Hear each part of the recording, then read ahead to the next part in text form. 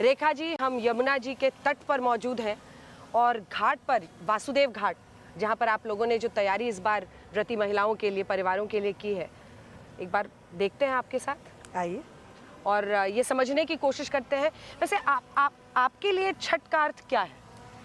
देखिए, छठ भगवान सूर्यदेव की आराधना का पर्व है, प्रकृति से जुड़ा हुआ वो पर्व है। जब हमारे पूर्वांचल के परिवार, पूर्वांचल के भाई बहन 3 दिन का जो व्रत रखती हैं हमारी बहनें, परिवार की खुशी के लिए, बच्चों की समृद्धि के लिए, और बिना कुछ खाए पिए वो नदी में, पानी में खड़ी होकर के सूर्य देव के उगते हुए दर्शन करना, छिपते हुए उनको अर्घ देना, और सारे सामान जो उनका पूजा का होता है वो सब नेचुरल होता है। तो कहीं ना कहीं प्रकृति की पूजा, सूर्य भगवान की पूजा, नदी की पूजा, इसमें प्रकृति की पूजा जुड़ी है। और परिवार की समृद्धि, एक माँ के भाव से, एक पत्नी के भाव से और एक महिला के भाव से पूरा परिवार इससे जुड़ता है, और देश के लाखों करोड़ों लोग इस व्रत को करते हैं। अब आ जाते हैं तैयारियों पर। अब मुख्यमंत्री इन एक्शन है तो कैसे हैं, ये हम लोग वासुदेव घाट पर अब आ गए हैं। इस बार आप लोगों ने नया क्या किया है यहाँ पर? पहले तो आप अपनी नज़र से बताइए, थोड़ा और नीचे चलते हैं, यहाँ पर देखते हैं कि आप लोगों ने इस बार क्या किया है। देखिए, नया तो सबसे पहले यही है कि यमुना जी पे जो छठ पूजा पिछली सरकारों ने बंद कर दी थी, प्रतिबंध लगा दिया था, बड़े बड़े बोर्ड टांग दिए थे, कुछ लोग जो यमुना किनारे पूजा करने आए उन पे केस दर्ज कर दिया था।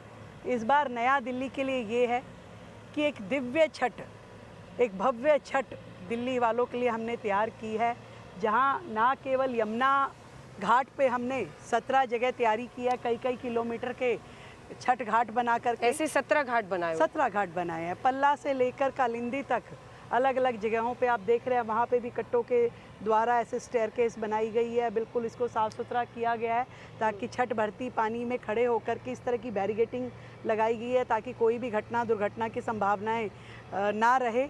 और शहर के अंदर भी लगभग 1500 जगह हमने पौंड बना करके, तालाब बना करके छठ की तैयारी करवाई है, जहाँ पे टेंट से लेकर के सारी व्यवस्थाएं सरकार खुद कर रही है। पर एनजीटी की भी कुछ गाइडलाइंस हैं कि सामान या कुछ भी ऐसा प्रवाहित ना हो, क्योंकि पूजा में कोई भी कई लोग तरह तरह के। की गाइडलाइन हमारे पर्यावरण विभाग के द्वारा जितनी भी चीज़ें कही जाती हैं उन सब का ध्यान रखते हुए, क्योंकि छठ देखिए प्रकृति का उत्सव है, इसमें कहीं प्रकृति और पर्यावरण को खराब करने जैसा कुछ नहीं है।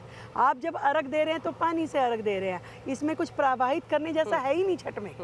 ये प्रकृति का त्यौहार है, प्रकृति के लिए है, प्रकृति के संवर्धन से है, तो इसमें कहीं गंदगी, पर्यावरण को नुकसान था ही नहीं। इंटरप्रिटेशन है, कोर्ट ने कहा कि भाई प्रकृति को नुकसान नहीं होना चाहिए तो नहीं होगा ना। सरकार किस लिए खड़ी है? सरकार ने अगर ये बैरिगेटिंग की है तो यहाँ से आगे तक सामान कुछ जाने वाला ही नहीं है और प्रवाहित तो होता ही नहीं है। तो आप सूर्य नारायण को अर्घ देंगे, वो पानी में पानी मिलेगा। सीढ़ियों से नीचे चलते हैं पहले जी, और मतलब इस तरफ भी है और उधर भी वो घाट है, पूरा उस तरफ पूरा भी। वो सब एक बार दिखा दीजिएगा, क्योंकि वहाँ पर दिख रहे हैं जो अभी से ही लोग अपने अपने लोगों के लिए व्यवस्था, जो महिलाएं होती हैं वो कपड़ा वपड़ा बदलने के लिए भी उनकी पूरी तरीके से हमने टेंट लगाए हैं। लोग यहाँ पे बैठ सकते हैं, रात भर यहाँ सांस्कृतिक कार्यक्रम चलेगा। तो जो लोग रात को आकर के सुबह तक रुकते हैं वो लोग अपना सांस्कृतिक कार्यक्रम, भजन संध्या का आनंद लेते हैं। और कुल मिलाकर के ये भव्यता जो दिख रही है आपको, ये तैयारी जो दिख रही है, ये हमारे उन करोड़ों भाई बहन की भावनाओं से जुड़ा है कि छठ का व्रत उनके लिए मंगलकारी हो। सरकार उसमें अपना योगदान दे रही है। बिहार चुनाव से कितना लेना देना है उन सब पर मैं आऊँगी, थोड़ा सा रुक कर आऊँगी, क्योंकि अभी भी बहुत जो छठ करने वाले लोग हैं उनके मन में सवाल होंगे। कुछ लोगों का, चूँकि हम लोग भी ग्राउंड पर निकल रहे थे, कुछ लोगों का कहना था कि बहुत देरी से क्या शुरुआत हुई इसकी। अभी भी हम देख रहे हैं मशीन्स लगी हुई हैं। कितनी डिसिल्टिंग यमुना जी की अभी तक हुई है? क्योंकि मैम ये बड़ा प्लान था जिस पर आप लोगों ने आम आदमी पार्टी की सरकार को चैलेंज किया कि एक तो AQI और एक ये यमुना जी का प्रदूषण। तो यमुना जी के प्रदूषण में आपने कितना सिल्ट हटाया है, कितना काम हुआ है? अभी भी हम देख रहे हैं यहाँ मशीन वहाँ मशीन सब लगा हुआ है। देखिए, ये नॉन स्टॉप काम है। आप दिल्ली की परिस्थिति समझिए, दिल्ली में जितने लोग रहते हैं, आबादी रोज बढ़ रही है, 2.5 करोड़ की आबादी पे आज दिल्ली खड़ी है, परंतु सीवेज सिस्टम यहाँ पर 50% भी सीवेज सिस्टम नहीं है। आज यदि हम ये माने कि हमारा सीवेज डिस्पोजल 1500 MGD है, तो वर्तमान में जब हमें सरकार हैंडओवर हुई तो आपके पास में सीवेज डिस्पोजल के लिए केवल 600 MGD की क्षमता थी, सीवेज ट्रीटमेंट प्लांट्स की 600 MGD की, जिसको आने के बाद हमने लगातार उस पर काम करते हुए, क्योंकि वो सारे नाले नालियाँ आखिर में तो आके यमुना जी में ही गिर रहे हैं। कोई आपके पास अलग से साधन नहीं है कि कहीं और आप लेके जाते हैं, नजफगढ़ नाला, शाहदरा नाला, वो सारे यमुना जी में गिर रहे हैं। तो जब नाला और सीवर एज इट इज़ आपका नदी में गिरता है तो वो, और वर्षों से डीसिल्टिंग नहीं हुई, तो हमने जब दिल्ली के नालों को आकर के डीसिल्ट करवाया तो आप ये समझिए कि लगभग 22 लाख मीट्रिक टन सिल्ट उनमें से निकाली गई। ये पिछले 6-8 महीने के दौरान जो हुआ, 22 लाख मीट्रिक टन, जब वो गाद, अदरवाइज तो वो आकर के यमुना में ही गिरती ना। वो सीवेज आपने रोका।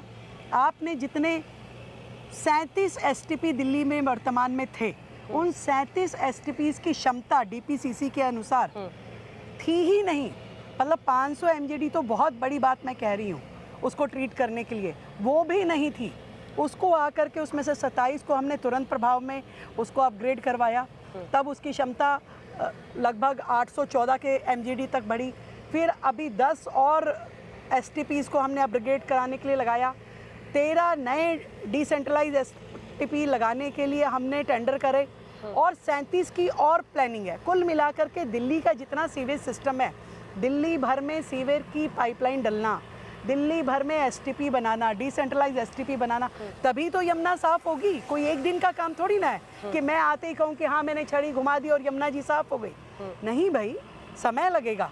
अभी तो पिछली सरकारों के किए हुए कर्मों को ही हम, जो इतनी बुरी तरह से बिखरा हुआ था, उसको ही समेटने में लगे हैं कि वो समेटें। उनको हमने अपग्रेड कराया, उनके टेंडर करे, उनकी प्रक्रिया शुरू हुई। अब नए बनने और नए का काम शुरू होने में तो समय लगेगा।